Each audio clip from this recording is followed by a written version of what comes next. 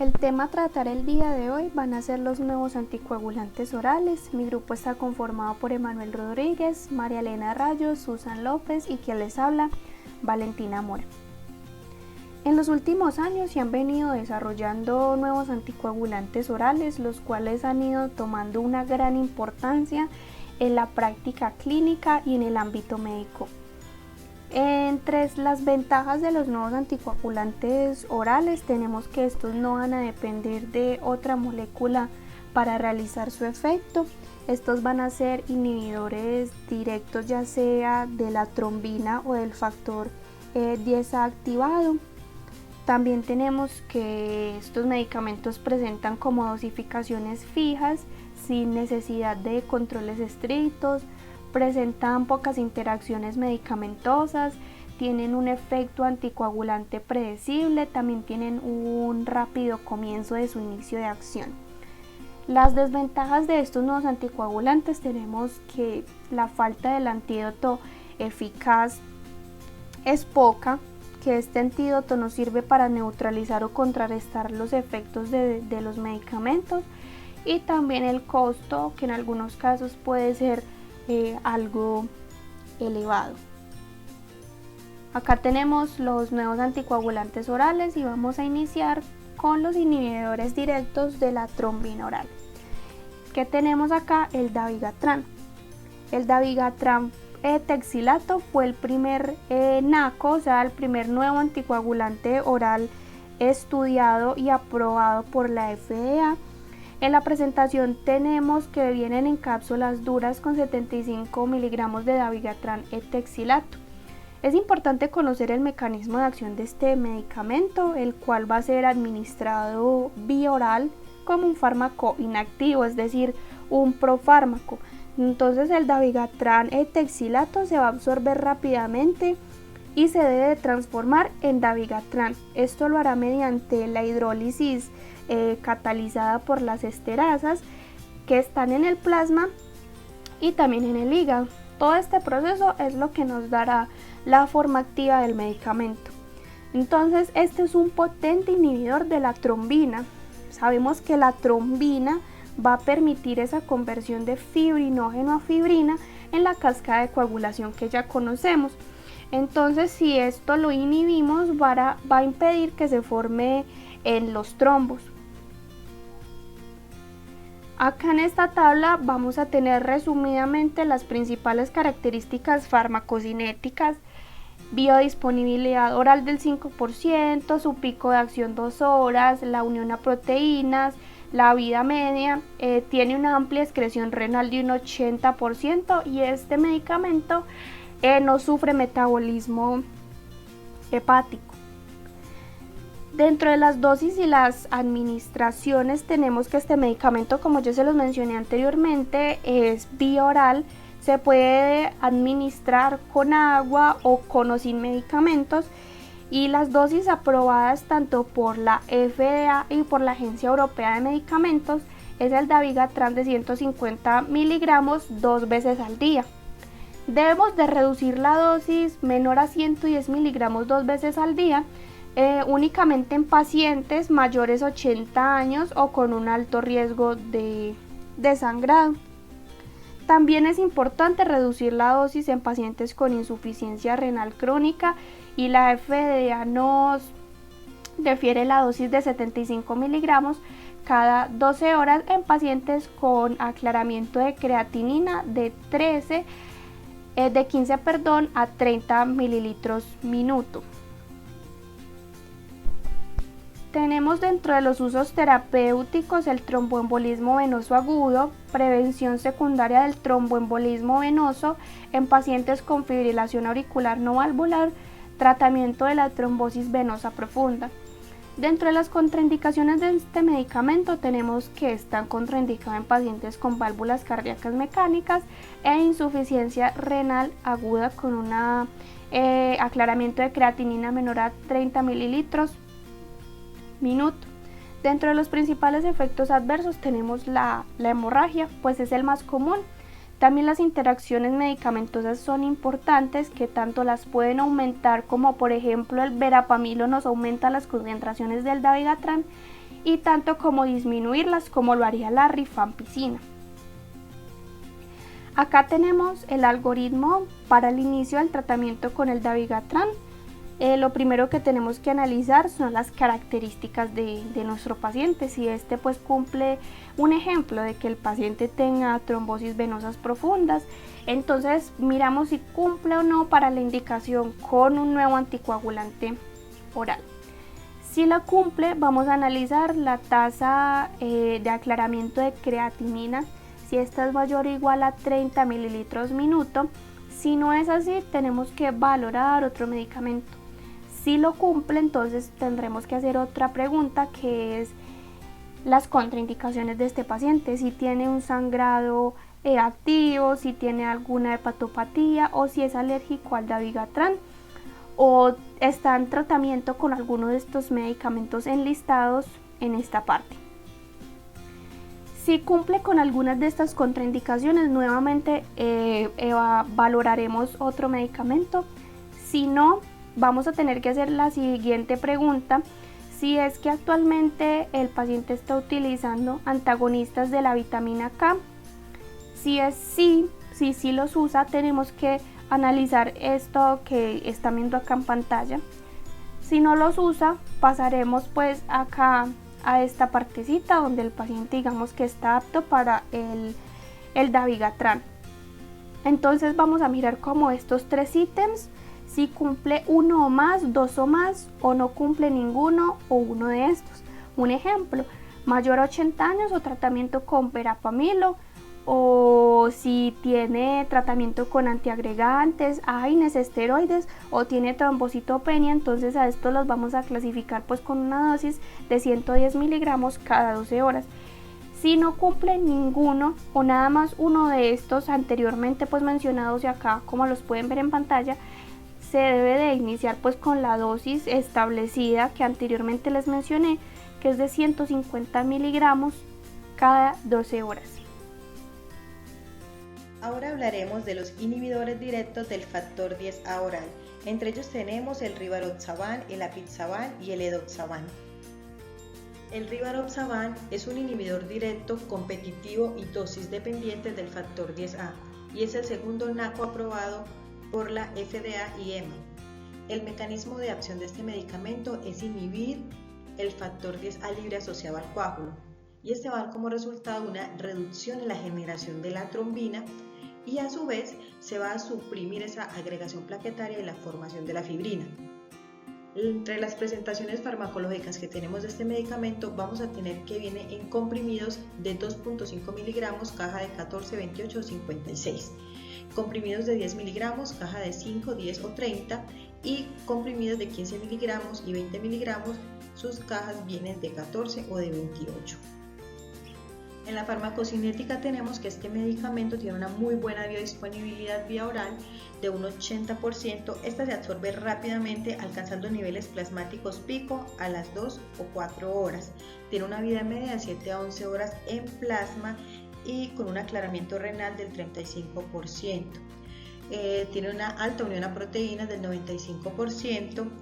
Su excreción renal se elimina un tercio del fármaco y su metabolismo es aproximadamente 2/3 por el hígado a través de enzimas como el citocromo P450, que entre ellas tenemos la CYP3A4 y la CYP2J2.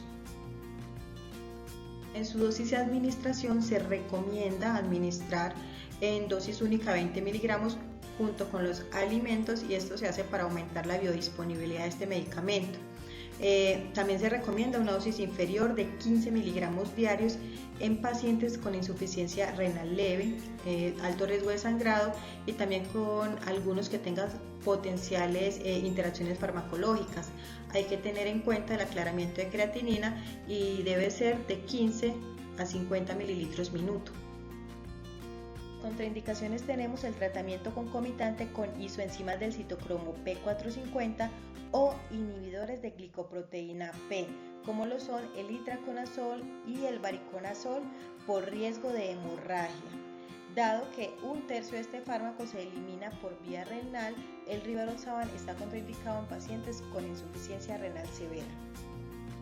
Entre las interacciones farmacológicas tendremos que el paciente presentará riesgo de hemorragia si se administra este medicamento con AINES, inhibidores de la agregación plaquetaria, antitrombóticos y anticoagulantes. También puede aumentar la concentración plasmática si se administra con inhibidores potentes de la CYP3A4 o puede también disminuir esa concentración plasmática si se administra junto con inductores potentes de la CYP3A4. Aquí tenemos el algoritmo para el inicio del tratamiento con Rivaroxaban. Primero vamos a ver si el paciente cumple con las indicaciones.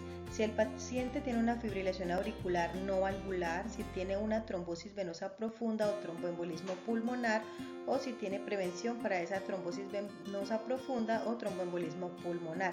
Si es así, pasaríamos al siguiente paso, y si no es así, valoraríamos para administrar otro anticoagulante oral. En el siguiente paso tendremos el aclaramiento de la creatinina. Si es mayor a 15 mililitros minuto, se puede pasar a evaluar las contraindicaciones. Si no es así, se valoraría para otro anticoagulante oral. En las contraindicaciones tenemos sangrado activo de alto riesgo, ya sea por úlcera gástrica, aneurismas, ¿sí? Malformaciones auriculoventriculares, que el paciente tenga cirrosis hepática, que haga alergia al medicamento, que embarazo o lactancia, o que estén administrando algún tratamiento concomitante con estos medicamentos que observamos acá. Y tenemos que tener especial cuidado con la dronedarona y con los pacientes pediátricos. Si el paciente está actualmente con antagonistas de la vitamina K, no se debe administrar, pero se administraría si el paciente tiene un INR menor al 60% en el rango terapéutico. Entonces ya el paciente pasaría a ser apto para la administración de Rivaroxaban. Ahora calcularemos la dosis que se le debe administrar al paciente.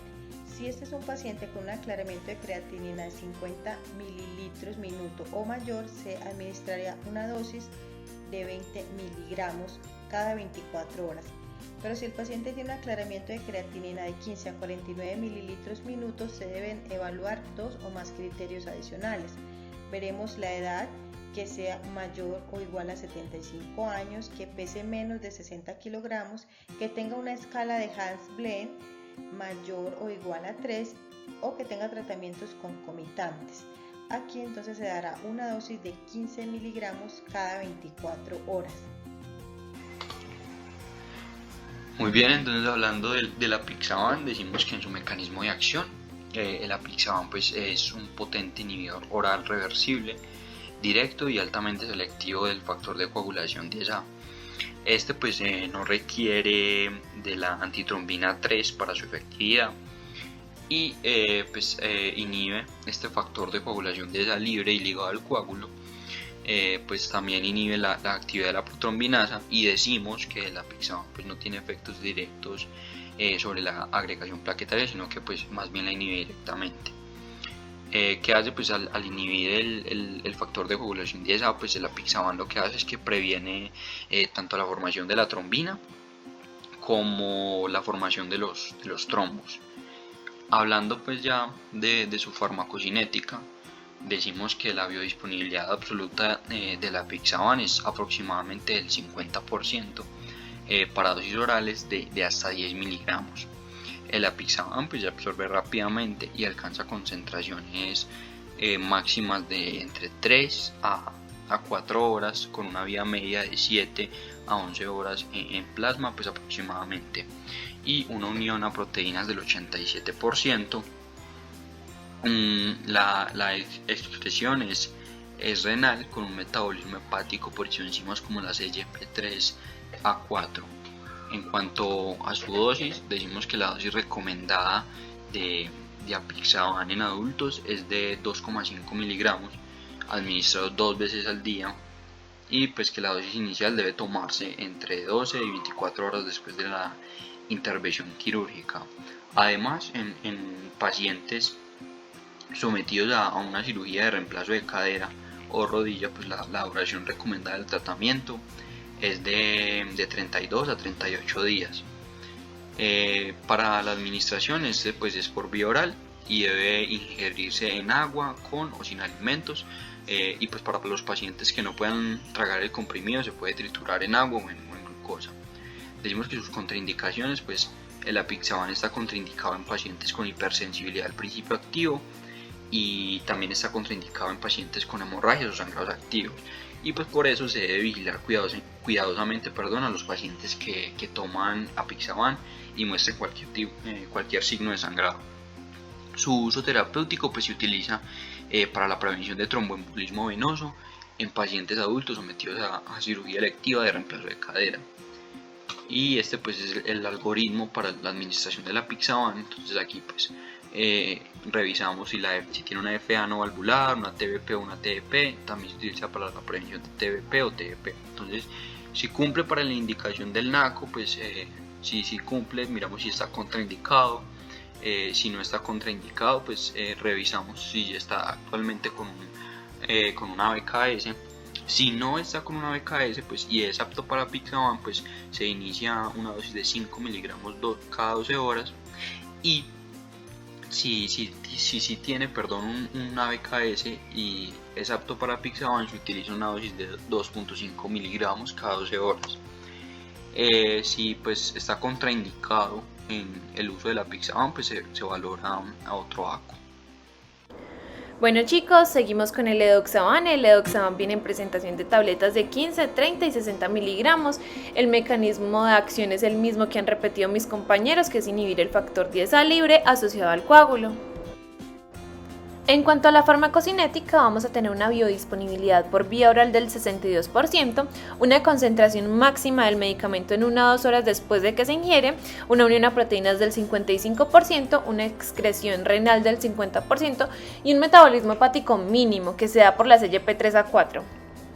La dosis habitual sería de 60 miligramos, pero para los pacientes que tienen creatinina entre 15 y 50 ml sobre minuto, un peso menor o igual a 60 kilogramos o que consuman uno de los medicamentos que vemos en el recuadro azul, se les reduce de 60 a 30 miligramos día. En el recuadro de la derecha vemos que la exposición al fármaco aumenta cuando el paciente tiene, por ejemplo, insuficiencia renal o bajo peso corporal, o cuando ingiere inhibidores de la glucoproteína P mientras está ingiriendo el medicamento. El edoxaban entonces estaría contraindicado en pacientes con eliminación de creatinina de menos de 15 ml por minuto o mayores a 95 ml por minuto. Las indicaciones entonces sería que solo se inicia después de un tratamiento como mínimo por 5 días con heparina. Esta sería la terapia puente para luego administrarle al paciente el edoxaban. Bueno, lo que les voy a mostrar ahorita es el algoritmo que les han venido presentando pues como mis compañeros.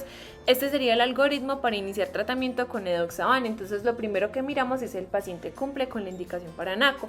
Entonces sería si el paciente tiene fibrilación auricular no valvular, muy importante, si el paciente tiene trombosis venosa profunda, si tiene tromboembolismo pulmonar. Entonces seguimos a la siguiente casilla donde dice sí y miramos si tiene un aclaramiento de creatinina mayor o igual a 15 ml por minuto.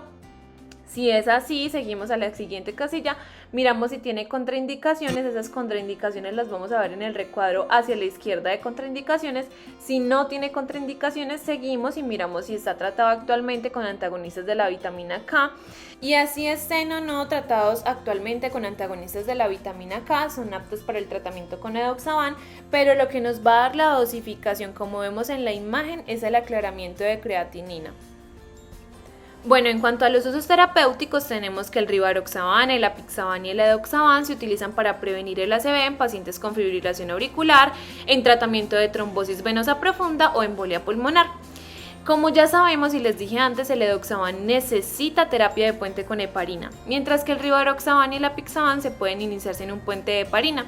Los tres, y esto es muy importante, están contraindicados en pacientes que tengan válvulas cardíacas mecánicas.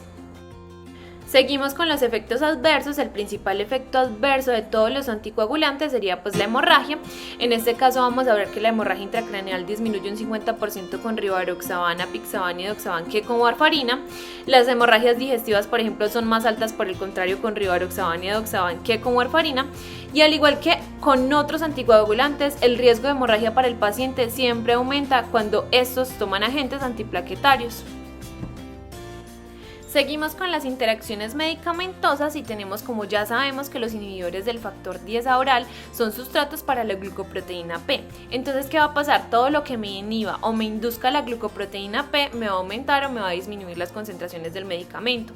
Más abajo entonces vemos cuáles son los medicamentos que me aumentan o me disminuyen los niveles plasmáticos de rivaroxaban o de apixaban. Bueno, entonces en el manejo y protocolos de actuación en determinados escenarios, decimos que pues antes de programar una intervención, la atención debe ser pues individualizada para cada paciente, pues esto en función del NACO que reciba, del tipo de cirugía, del régimen anestésico, etc. Y pues para el cambio de tratamiento entre anticoagulantes, pues nuevamente es importante individualizar algunas precauciones, sobre todo en pacientes con insuficiencia renal, esto pues para todos los NACOs. En el cambio de un régimen de un anticoagulante a otro, pues aquí tenemos una pequeña tabla en donde nos dice que, por ejemplo, si el paciente tiene una BKS y es necesario administrarle un NACO, pues cómo se hace, pues cuando tenga el INR que sea menor a 2.0. Aquí tenemos pues el manejo de los anticoagulantes orales. Esto pues en manejo preoperatorio, en una cirugía menor, posoperatorio, y en cirugía mayor, pues aquí está y la pueden ver. Este pues es un resumen de la administración de cada NACO, pues según las características clínicas de cada paciente. Este es como un resumencito de la exposición que nos pareció pues muy útil para ponerlo. Eso es todo por la exposición, muchas gracias por la atención prestada y pues hasta luego.